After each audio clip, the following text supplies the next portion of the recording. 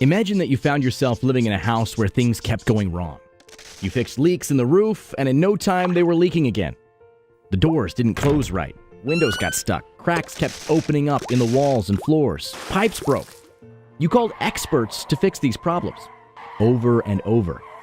Then you learned that during the building of your house, there was an earthquake that made its very foundation unstable.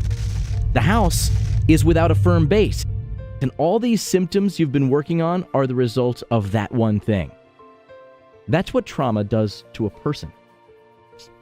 Whenever we find ourselves in a situation where we want to have more control than we can, we feel stressed.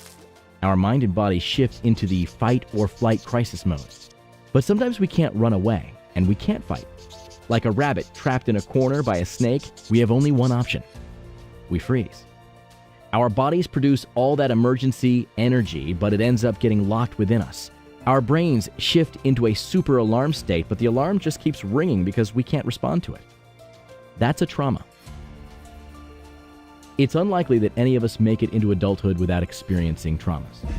But for some of us, the trauma is so severe, or so early, or so constant, that like an earthquake, it shifts the very foundation on which we build ourselves.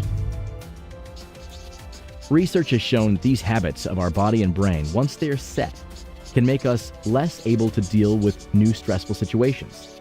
Like the rabbit, we freeze, even when we could run away. The more we have built trauma into our foundations, the more easily we are re-traumatized. We can call professionals, as we did for our house, and begin to try to fix the symptoms. Can't sleep? Get some pills. Anxious? Depressed? Angry? There are pills for all of them. If your digestion is bad, or your elimination, or your ability to respond sexually, you treat the symptoms. You may be told it's a chemical imbalance in your brain, but nothing ever really makes things better. In fact, over time, you may actually feel that your life is worse. Until one day, someone tells you about foundations. It makes so much sense. You can't trust others because early in your life you learned that it was dangerous to trust. Your brain and body can't respond to stress in a useful way because they only know how to freeze. You get diagnosed and treated, but you don't really get better. After all, how do you fix a foundation after the house is built?